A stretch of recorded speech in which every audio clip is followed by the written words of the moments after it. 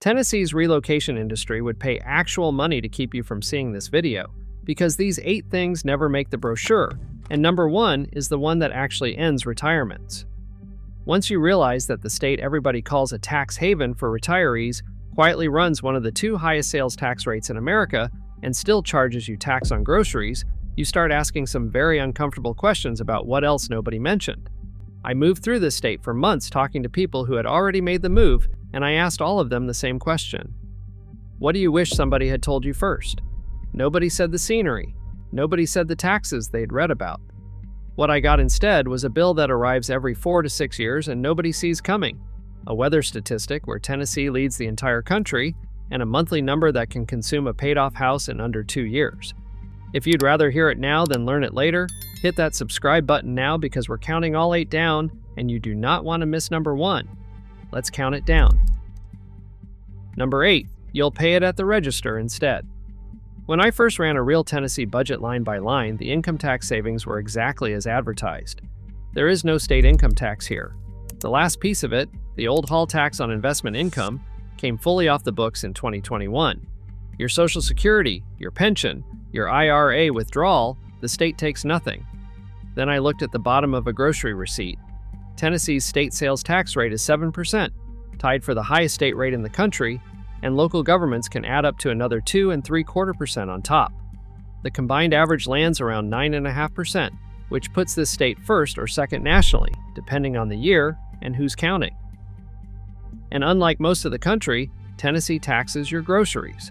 The state charges a reduced 4% on food, but local add-ons stack on at full rate, so in most counties you're paying somewhere between 5 and 6% on food you cook at home. Roughly 10 states still do this at all. Tennessee is one of them, and multiple bills to repeal it have died in the legislature, including several in 2026. Now here's the wildcard fact about this trade. On a household spending $45,000 a year, the sales tax comes to somewhere around $4,300 annually. That's not a rounding error. That is a real, recurring, unavoidable cost that follows you to every county in the state. $4,000 a year, collected $15 at a time. Here's your takeaway. The no income tax headline is true, and for most retirees it still comes out ahead. But it is a swap, not a gift. Run your actual annual spending against 9.5% before you decide how much you're really saving. Number 7. The winter is the part you researched.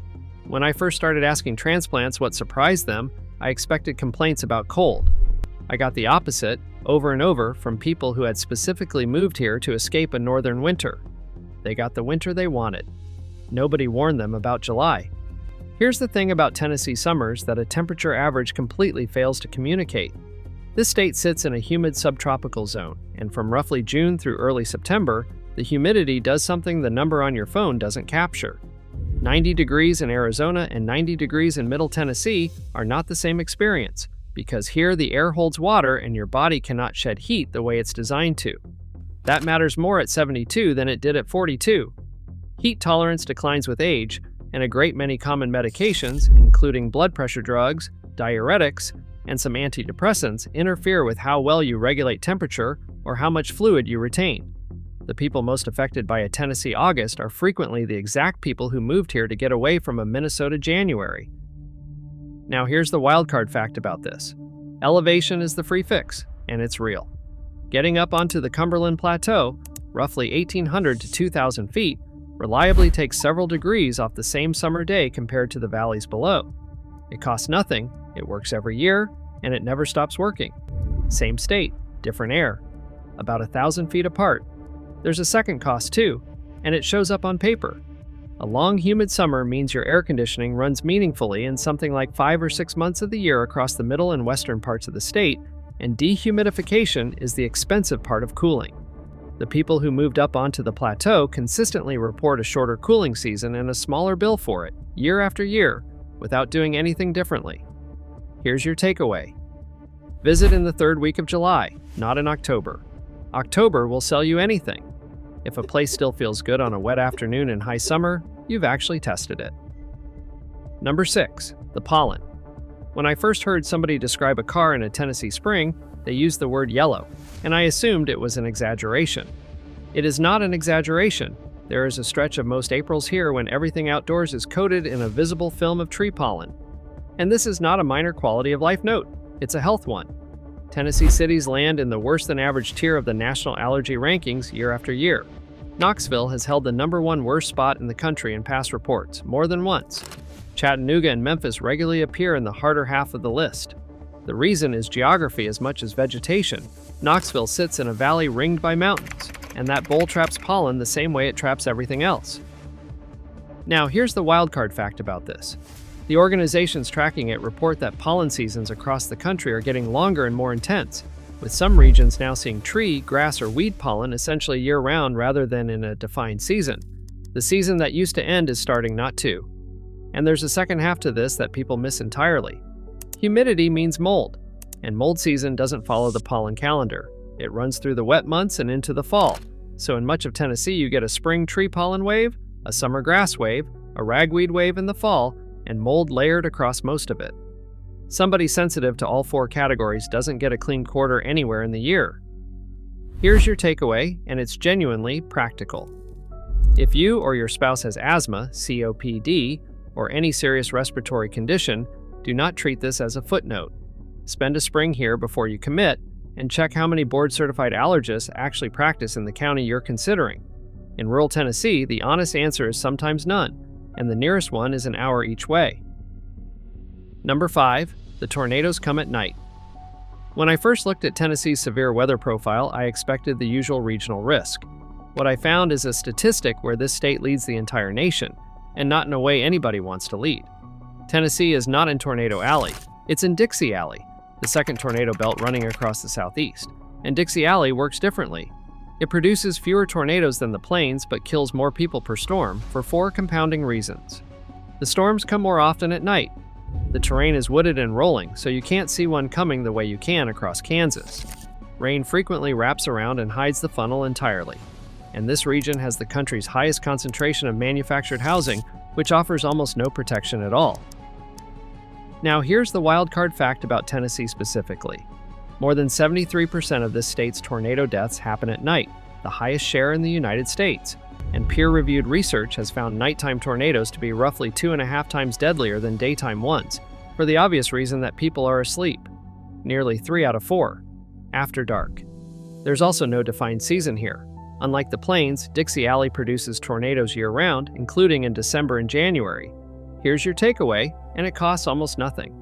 Most Tennessee houses have no basement because the soil and bedrock make them expensive to dig. So, before you buy, identify your interior room on the lowest floor and buy a weather radio that sounds an alarm. An actual one, not a phone app you might have silenced. That's the whole fix. It's about $40, and it's the single cheapest safety purchase in this entire video. If you're learning things nobody mentioned when you started looking at this state, do me a favor and hit that like button. It genuinely helps this video reach more people who are running the same numbers you are. Number 4. Your tax bill can reset. When I first started comparing Tennessee's property tax system to Florida's, I found the gap that catches almost every transplant, and it's a structural one. Here's the situation.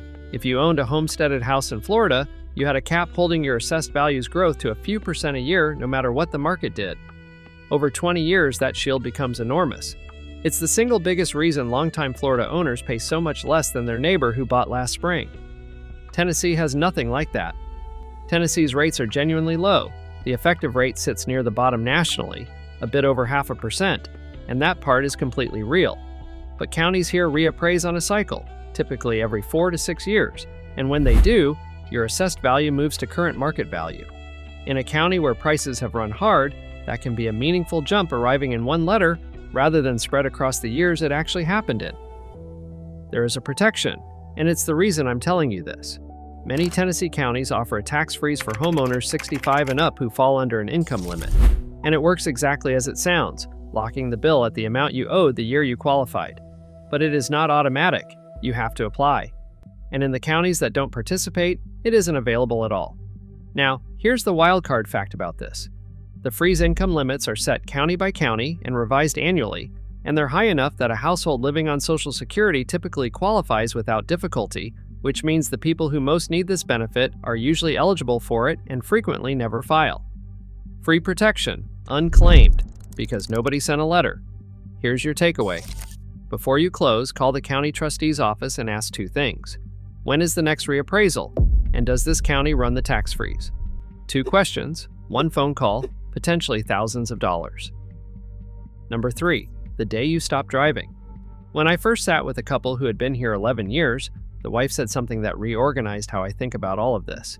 She said the move was perfect for 9 years and hard for 2, and the thing that changed wasn't the town. It was that her husband stopped driving. Here's what almost nobody plans for. Rural and small-town Tennessee is built entirely around the private car. Outside the 3 big metros, there is essentially no meaningful public transit, no bus you'd actually rely on, no rail, and in many counties, the only organized option is a limited senior transport van that requires booking days ahead and runs on its own schedule, not yours. So, for as long as you can both drive, everything works. The house is cheap, the roads are quiet, the drive to the doctor is nothing. Then one of you has a stroke or a cataract, or a doctor who takes the keys. And in that moment, a 12-mile drive to the pharmacy stops being a small thing and becomes a permanent logistical problem that lands on your spouse, your children, or on neighbors you'd rather not keep asking. Now here's the wildcard fact about this. Look at where any long-established retirement community actually places its buildings, and you'll notice the same design over and over.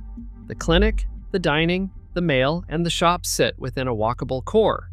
That layout isn't decorative.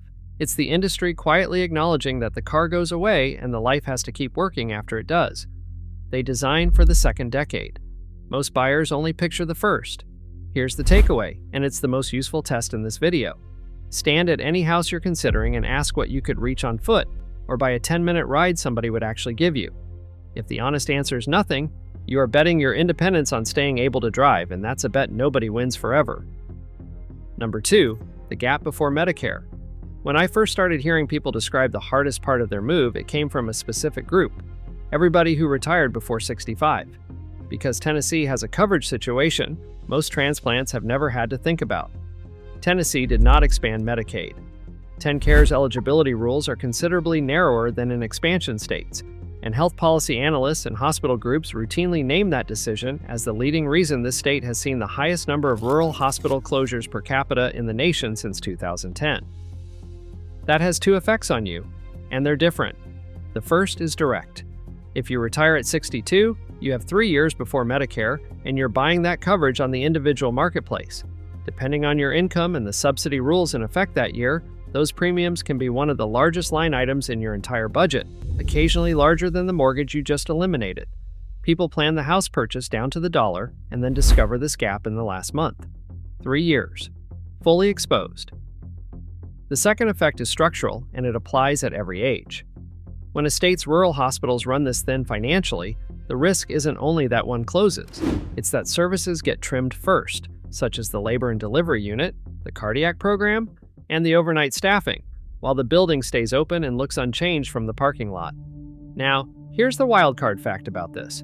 Reporting on Tennessee's rural hospital crisis has found closed hospital buildings still standing empty in multiple counties. One of them left deteriorating for years, while local officials said plainly that the facility could have been saving lives. Here's the takeaway. If you're retiring before 65, price your health coverage for the gap years before you make an offer on a house, not after. And if you're already 65, still ask the local hospital which services they've cut in the last 3 years. That answer predicts the next 3 better than anything on their website. If you've made it this far, you're clearly someone who does their homework before they buy. So do yourself a favor and hit that like button. Number 1, the number that ends retirements. When I first put this list together, everything else on it was a few $100s a month, a bad afternoon, or a phone call you should have made. This one is different in kind, and it is the thing that actually undoes carefully planned retirements, here and everywhere else. Long-term care. Here are the real Tennessee numbers, and I want you to hear them slowly. Assisted living in this state runs somewhere in the range of $4,200 to $5,300 a month. Memory care runs higher, generally $5,500 to $7,000. And a nursing home, skilled nursing, the level of care most people eventually need at the very end, runs on the order of $9,000 a month, which is somewhere near $110,000 a year for a semi-private room. Now hold that against the rest of this channel. The whole premise of retiring in Tennessee is a paid-off house for well under $200,000. At nursing home rates, that entire house, the equity you spent 30 years building, is consumed in under 2 years. Under 2 years. The whole house. And here is the part that catches people hardest, because almost everyone believes the opposite. Medicare does not pay for long-term care. It covers up to 100 days in a skilled nursing facility, and only after a qualifying hospital stay with real conditions attached. After that, it stops. Assisted living, it does not cover at all, ever, in any state. Now, here's the wildcard fact about Tennessee specifically. TennCare's long-term care program, Choices, does exist, but it does not pay room and board in assisted living.